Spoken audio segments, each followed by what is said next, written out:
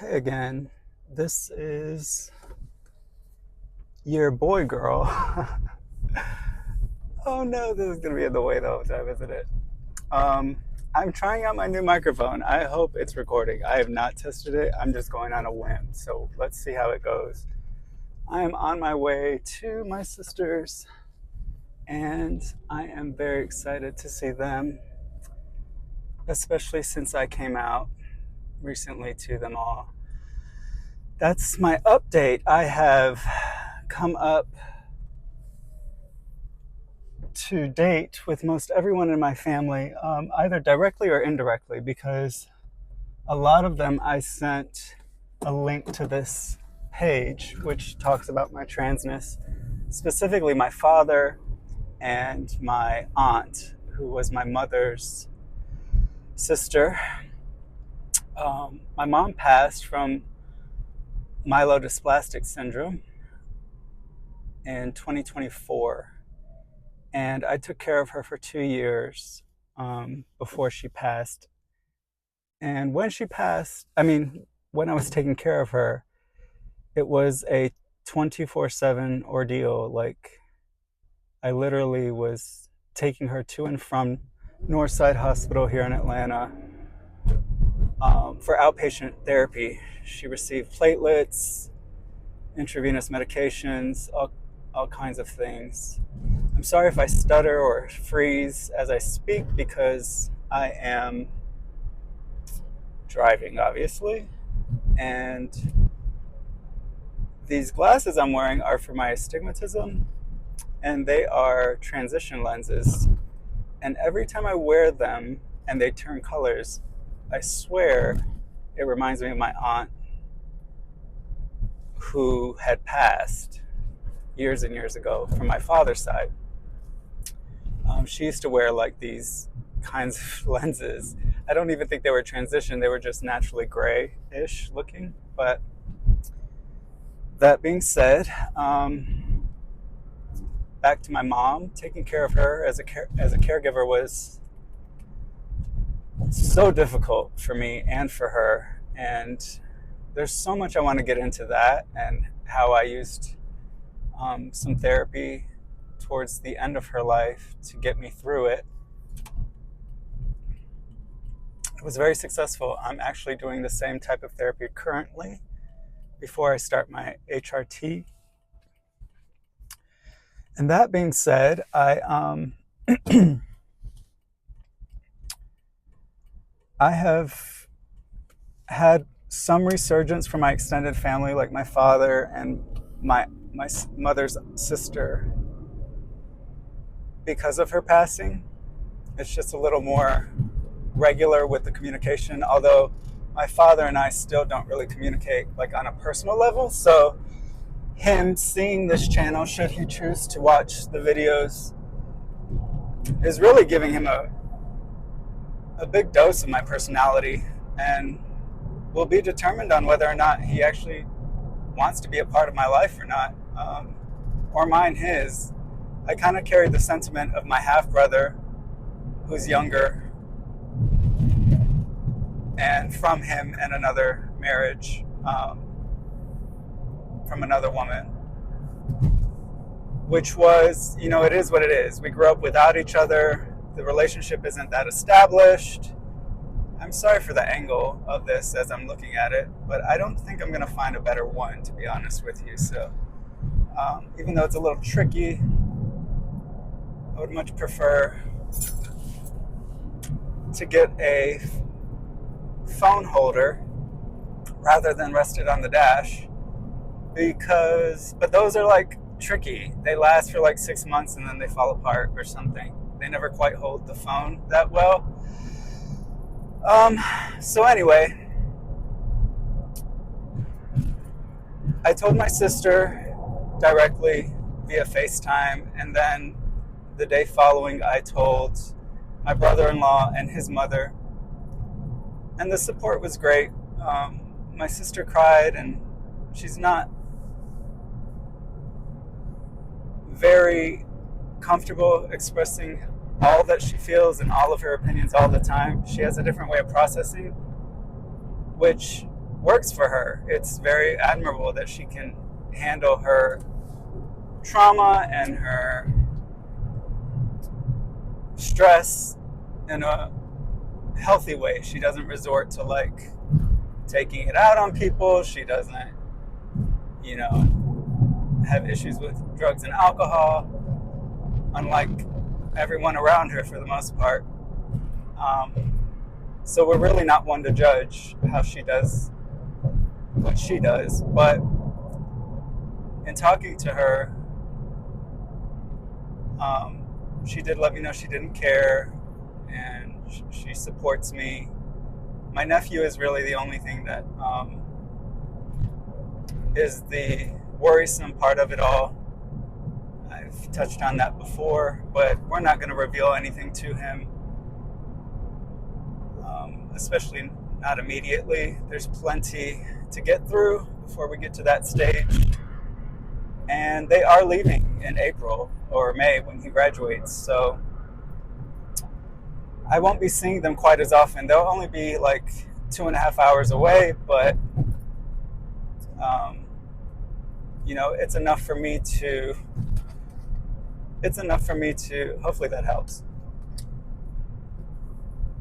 to just see them 45 minutes away. So because your girl does not like driving.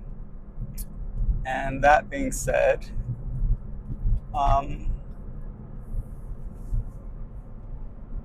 it'll be nice to see her face to face. I X'd the nails, even though I purchased some non-toxic. I didn't quite manicure them well enough, but they still got chemicals in it. And so I was like, I'm trying to do things as best for my body as I can and to prepare it for the upcoming changes. So the less toxins, the better. And I found out that the nail polish I had purchased is not completely non-toxic. There's still terrible chemicals, and your nails are porous. And my mom was religious with getting her nails done. She would get the, I think, acrylic or gel nail. And some of that stuff has been known to cause cancers, and she had blood cancer. So I just don't want to risk anything like that. We already have so many environmental factors coming against us at all times. And even though we think we're doing something cute for ourselves by getting our nails done or painting them, even the makeup we use, do we ever really know what's in all of that stuff? I don't know what the long-term effects of that is. And women in general are like very high on the list for cancers, be it cervical, breast, and in my experience, blood. So I just don't think it's necessary. My sister uses these sticker press-ons, and I'm considering those. Although, again, adhesive and glue, kind of tricky. But I wasn't really sure what I wanted to talk about in this video. I think I wanted to talk about my dad some. My aunt is very religious, and I wanted to touch on that. Like, I didn't grow up with either of them very closely. They grew up in different cities. But there are core memories there from when we were younger, and we would visit them. So it's difficult now as adults to try to hold on to the core memories. And I do that with all of my extended family. Somehow it seems to like being more of a burden than actually something natural. I mean, come holidays and birthdays, although very one-sided on the birthdays, I don't really keep up with their birthdays the way they'll keep up with mine. But like, you get the random texts twice, 3 times a year, and it's always about like we love you, we miss you, we hope you're doing well. And I did this with an old friend of mine from Augusta who's actually trans herself now. And she lives on the East Coast, but there was one time years after I had not spoken to her, she reached out to me on social media and she was like, I miss you. And I was like, what do you miss about me? Because you don't even know me. How can you miss me? I'm definitely not the same person I was when you knew me, and vice versa. But some people are very nostalgic and they hold on to relationships and family just because. And it's something I've struggled with because I've had so many walls up for so long of my life, and I'm just ready to, I guess, try this all again from a more clear perspective and a actual self-realized place, knowing that I'm trans and that I will be pursuing that. Brought some water this time because the throat gets dry.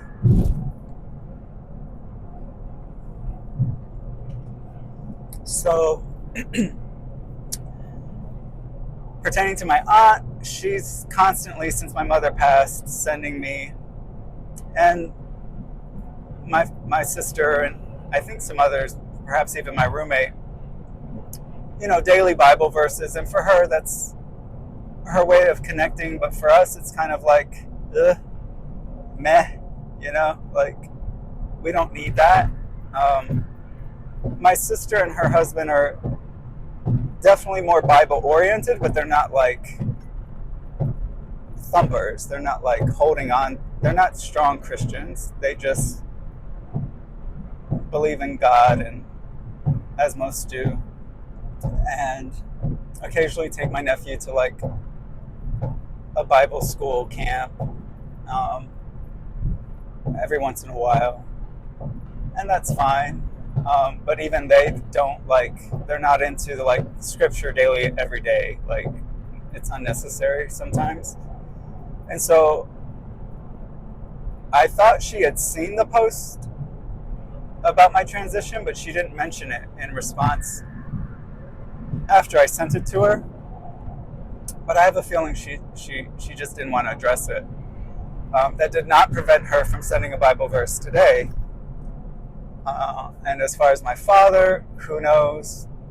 I don't know if he's going to see this or not, or even the coming out video for that matter. But I pretty much touch on it every time I put a hat on. A hat always makes me feel just a little bit more put together in some way.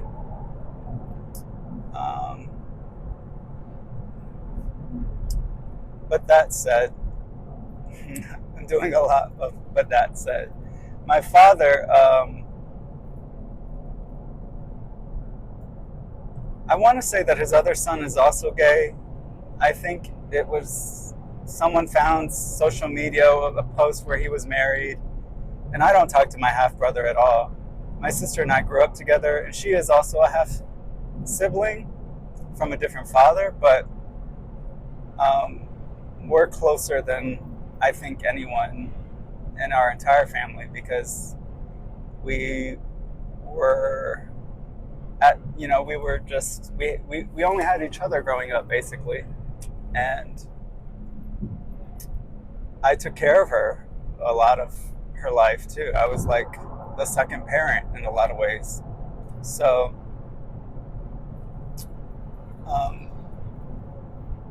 she appreciates me more and I appreciate her more. And it's going to be tough when she moves, because especially because she doesn't always express everything that's going on with her or how she feels about a subject. She'll definitely say her opinion about something, but you'll get like a couple of sentences or a couple of questions. Whereas me, for instance, I can talk for 15 minutes straight without even having someone to talk to.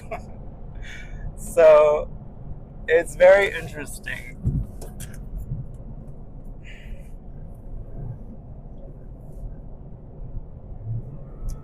love driving. Love driving, these people. But anyway.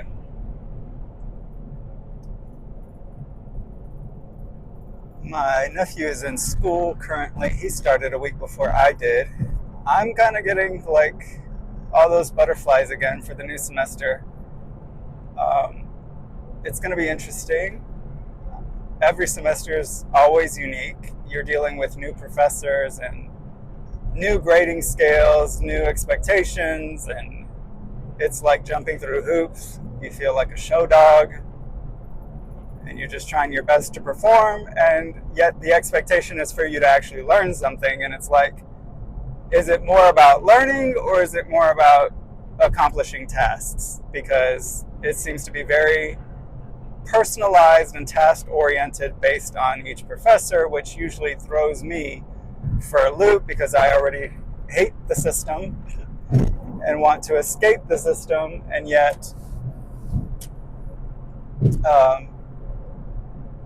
they like to create their own systems within their curriculums. And anyhow, I think I'm better prepared for this round. It will be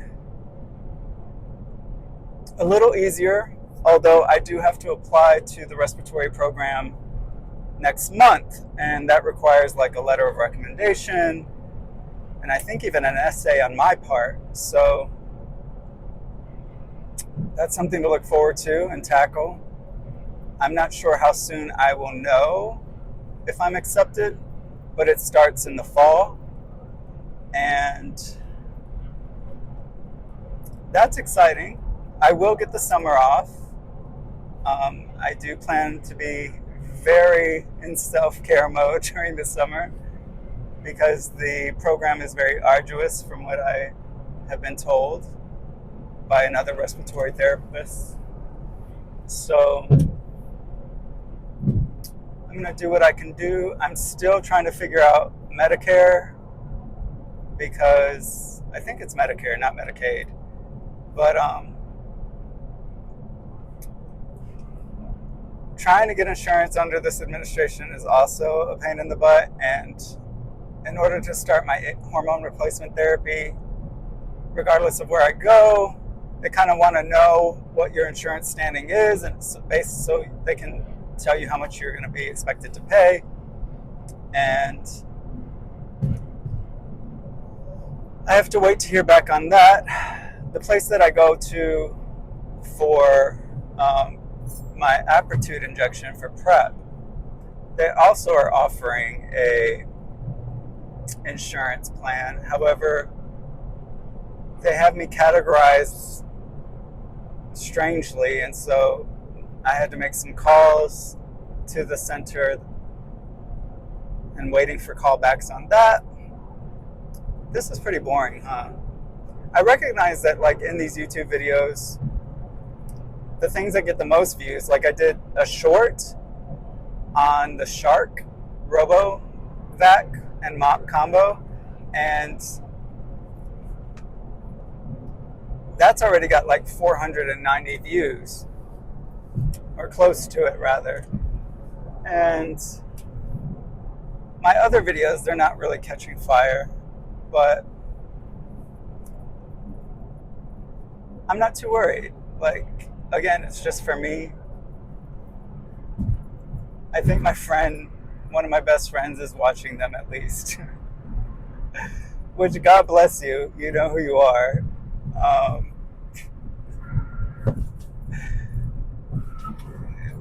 If you weren't sick of me or glad that you're not hanging out with me as often after watching these, you soon will be. But they're going through their own issues as well with a partner, and I'm trying to be supportive, but it's something that I've suffered with in trying to date in the past as well, like especially with my ex, is like we expect them to give us something they don't have to give, and it's very frustrating when you keep expecting them to do it and they're not doing it. But it's like, who's who's the one suffering the most? It's you, because you keep expecting a different result. And I just don't know why we do that to ourselves. If you can't fully accept the person as is, how they behave, the way they act, the way that they treat you, um, then you probably shouldn't be with them. If you keep getting hurt because they're not doing what you want them to do, and you're not walking away, then what do you have to complain about? Like, I've realized that men in general are just not the center of my experience anymore. I like them, they're fun. They're definitely fun to physically be with, but on a mental level, there's very few that can actually step outside of themselves and really listen and nurture. That doesn't mean I want to jump ship and date women, because it's just not my attraction. So I know that's not all men. There are some men out there that are very good at being a partner. They usually end up with the people that aren't good for them as well. Everything else, I think, is just a fairy tale. It's something we tell ourselves, like it's going to be perfect and we're going to fall in love and they complete you and they'll get you and it's all gravy, and it's rarely that. There's always a struggle. There's always things to deal with in a relationship. And if you're not ready to sign up for that, you should probably not be dating. And I'm definitely in that place where I let people know straight up. And usually if we're hooking up just as a hookup, they're always wanting to come back. Like, and they're always like, when can I see you again? When can I see you again? When can I see you again? And I tell people straight up, look, this is a moment thing. I'm on break currently. And if you can't handle this possibly being a one-time thing, then don't get involved with me, because I don't have the energy to give to you at the moment. Like, there's nothing worse than someone who leads someone on. These people. It is warm today. It is 70 degrees on January.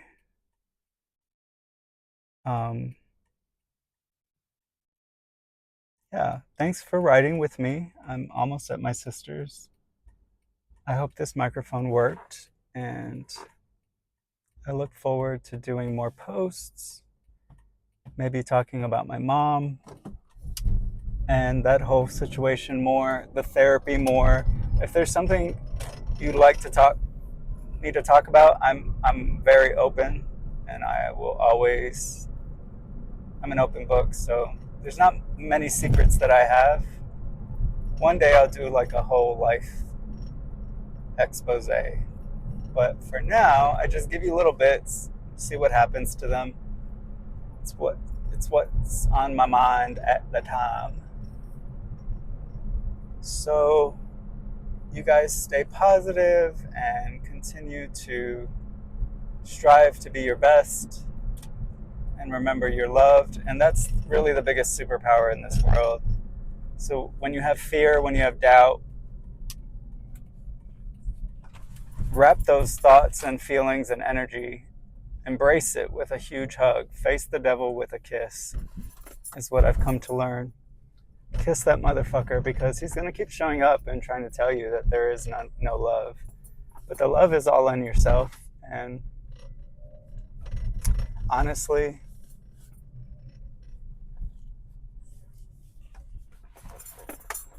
everything in the world is just a reflection of what's already inside. So the sooner that you can get to love, the more that things are going to open up for you. That's how I became confident enough to do what I'm doing and starting this channel and coming out as my true self. And I'm so excited. I cannot wait to start seeing myself move into a different character in this video game that we're all playing. I'm ready to elevate, or what's the word? I don't play a lot of video games. I'll have to ask my nephew. He's all about Fortnite and Xbox and all of those things. Nintendo Switch. But more to come. And thanks for listening, you. Smell you later.